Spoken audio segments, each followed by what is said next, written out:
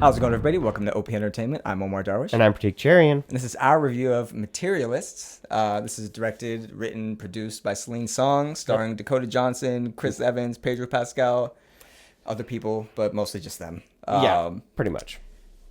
I really loved her first movie. Hold on. Before we do go. you want to preface this? We're doing this review, spoiler free. Yeah, spoiler free. Spoiler free, and boy do I wish we weren't. Yeah. We had a long conversation before this about how hard this is going to be to review. This is so hard to review without just giving a lot away. And it's not because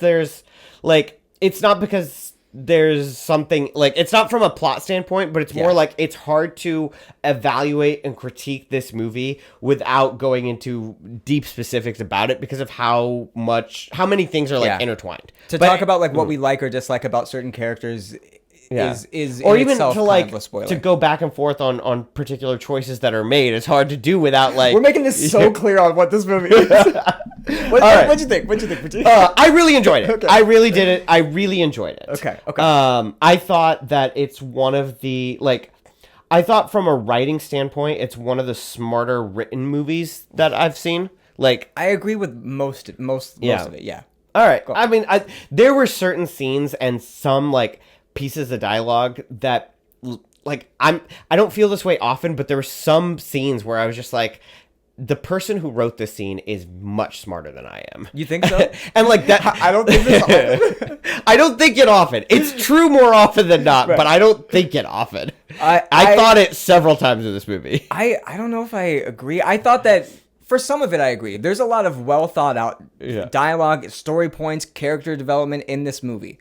There's some really weird dialogue, really weird stuff in this movie in general, and not like your typical A24 weird, well, I guess, but it just certain things in this, I don't know. I can't put my finger quite on what I didn't like about this, so I want to talk about what I liked about this. Sure. All right? Chris Evans is great in this. Pedro Pascal is great in this. Dakota Johnson is great in like, I'll say 70% of this. I'm still like measuring the other 30% on if it's the character or if it's her performance. So she plays a matchmaker in this movie. Yes. And so when we first meet her character, she has a very like cynical view of the world, and has this like kind of she's just trying to sell people and views her clients as like a like everything's a number. There's a scene early in the movie where she's talking to like another matchmaker, and the type of conversation that they're having is the type of conversation that you see in movies where like finance dudes are like talking about the stocks they're investing in. Like it's very much that type of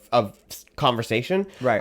And I think and the thing is, the reason for it is to like go to show the way that Dakota Johnson's character views her clients. Yeah. And so like because of this like highly analytical, like highly cynical, like perspective that the character has, Dakota Johnson's like very, I don't want to say robotic, but very like unemotional like acting style through the movie. Like it kind like, if you're being nice, you go like, it's because that's the way her character views the world.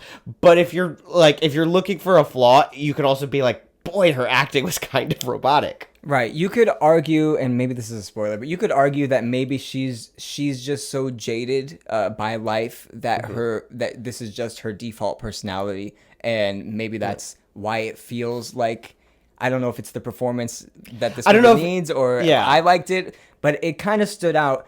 Especially when Chris Evans and Pedro Pascal are kind of delivering really good performances for most of it too. Pedro even had, again, just weird dialogue in the third act. The third act has a lot of weird stuff that I was just like, I don't know why this is there. Or I don't even know if it's the third act that was giving me second the weird act. Dialogue. I thought it was the first act where some of that, but there's some of that in there too, for sure. Yeah, but I almost thought like, I really, really tried hard not to compare this to Past Lives because of how much I enjoyed Past Lives. It's impossible, though. They're very much in conversation. It's a little difficult not to. But I think one of the things about Past Lives, and this, I'll try to make this the only time I compare these two, but one of the things about Past Lives is how deeply personal we got with the characters. And like the story felt like it flowed out of the humanity of the characters themselves and the very like relatable humanity that they have, and that's where we get the story. Versus I think in this movie, especially in the beginning, there were definitely some scenes where it felt like the characters were like, it felt like they were delivering dialogue more than they were being humans. A lot of the time, yeah. And I think to me that's the like main drawback. And I think if the script and the dialogue they were given wasn't so, like, in my opinion, so sharply written, I think it falls off a cliff quickly. But I think the dialogue they're giving is so good and so, like, well thought out that I kind of give it a pass on that. I think, though, it doesn't matter how sharply written it is or even how well it's being delivered. If it's...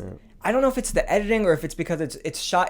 A lot of these conversations are framed in a way where they're just like going back and forth, but they're ping ponging the conversation. And there's pauses and beats where like that happened in real life, but this is a movie, and like it slows down. I don't know if it's just the pacing of the scene, but it kind of just like it's just weird. I really want to watch this again before I like fully flesh this out. But like, what you were saying. I agree. There's like really great conversations happening, but it's like it needs to be edited or like switch to a different camera shot or something. I don't know. It's maybe it's a style choice, and a lot of the style choices in this she does in Past Lives, and I love it in Past Lives. But with this, it just kind of feels like, oh, this is just her style now, and I don't want that to be the case. So maybe that's why I'm having like this internal struggle also. Yeah. So trying to remove that. There's so much great in this movie, but is it fair to say this movie's uneven? Like, it's like the greatest uneven movie I've ever seen. I think it's one of those things where it's Is there like one fix? It's fair to say it's uneven, but I also think if I gathered up all the movies that we describe as uneven, it's just like, well, this one's very clearly like much better than all these other like uneven movies. How about this? So it's hard for me to be like, it's kind of uneven because it's so clearly better than that. It feels like an assembly cut where they tried everything and they just didn't cut it down to what it needed to be released. That being said, I mean, are you ready to score it? Because this going into my score, I kind of still want to give it like a 9 out of 10. Like, because the stuff that bothers me in this movie is outshined by how great everything else is. I feel like we'll do something different than we usually do. I'm going to agree with you. My score for it is definitely a 9.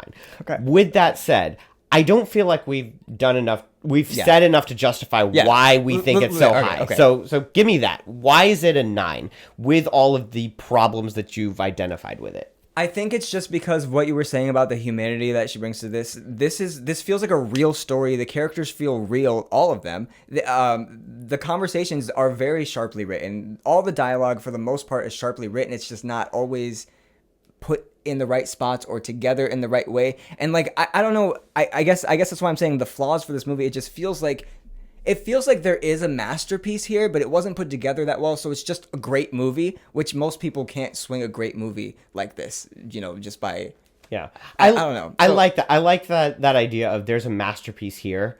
Yeah. But it kind of ends up just being a great movie, which is like a weird thing to say, but that's kind of how I feel about it. But like you can kind of see the masterpiece sitting underneath it. I just think it's such a sharp critique of the way that we as humans view each other and the way that we like approach romance, and it has so much to say about like humanity and society in general. And I love all that. I love what it has to say. That stuff is just so brilliant. And it feels honest and raw and real. And that stuff is just like, you can't get that anywhere else. There were a handful of moments where I was like uncomfortable, but not because uncomfortable because it was hitting a little too close to home. I'm like, all right, cut that out. Yeah. It felt like I'm saying, like real personal stuff that this clearly happened to, if not her, to somebody. You know what I mean? Yeah. But it very much feels, and You're going to compare it to Past Lives? I know. I tried not to. I know. Yeah, it feels like Past Lives. Not that it feels like Past Lives, but in the way that like Past Lives felt like so obviously drawn from her personal experience, this one also feels so very obviously drawn from like personal experience and real This wasn't people. A bunch of writers that got together in a writer's room and they're like, all right, what would be a cool idea for a story? And then what happens next? No, this was something that happened that is being documented. It feels like this kind of feels like the movie that comes out like when you're sitting around at work talking to your coworkers and like, man, we should make a movie about this place. Yeah. Like this feels like that movie, and like the best possible version of that. Is movie. Are people talking about this? Is this like a big Twitter movie? Is this like?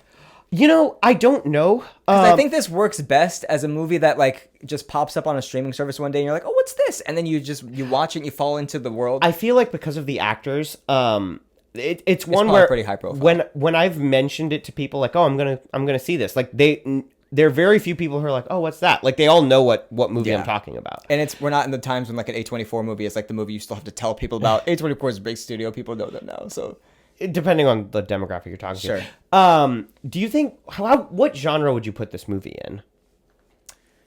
Because like I feel like it's romantic. I feel like it's being billed like a 2000s era rom-com, and it's very much not. It's not that. Like I feel like if you walk into it expecting rom-com, you're going to be like, not that you're going to be disappointed, but you're going to end up with a different movie. In fact, I don't know if you heard this in our theater, but like the beginning where someone was like, in the beginning of the movie, someone was like, "Is this the right movie?" People were also, our theater in particular, were just laughing at a lot of moments where I myself was like, is this a part we're supposed to laugh at? Because the dialogue and moments where I thought were weird, but the audience was laughing, so I'm like, is this intentional? Did you feel that way? Or? I was one of those people also laughing though, so like but do you feel like those moments were meant for laughter, or do you feel like maybe just not done well? I think it's one. I feel like it was written in a humorous fashion, so like it was written in a way that like it understands that this is funny, but it's not like telling a joke. Here's how it feels. It felt like this to me. It felt like it was written seriously. The performances made it feel funny and awkward, and they kept it because it was gold. Yeah, that's kind of how it felt to me. Maybe I'm wrong, but that being said, that worked for me. Like that's a big flaw, right? Am I supposed to be laughing at this? I don't know. I'm laughing, but it works so well. Yeah, but it works so well. It's like that's not what we meant to do, but it was so good. Let's just keep it. Okay. Or maybe it was what they. Or maybe it was. Hey, when you have the writer and the director like as the same person, it's hard to say. You know. True. Well, we already scored this movie. We already scored it, so yeah. What do we got? What do we got next week? Would you recommend it to people if someone was like, "Yes, I'm thinking about this movie"? I don't know if I would recommend this as like a date movie. Like maybe Celine Song is about to make a trilogy of just like awkward date movies, awkward first date movies. But like this is definitely if you want to have like a kind of like psychological thinking man's or woman's rom-com. I guess I don't know how to describe it. It's not even a rom-com. It's just rom-dram? It's not enough drama though. Like it's just a movie. It's just rom. It's just a movie, man. It's a romance film. That's what it's like. It's romance cinema. Yeah, there you go. There it is. Scorsese says himself. All right, with that, 9 out of 10. 9 out of 10. 9 out of 10. Pretty cool reviews. Yeah, I would recommend it. Man, if I watched our review for this, I'm going to see this movie. I'll tell you what. All right, we'll see you guys next week. We got something brewing. That's what we said last week. All right, we'll see ya.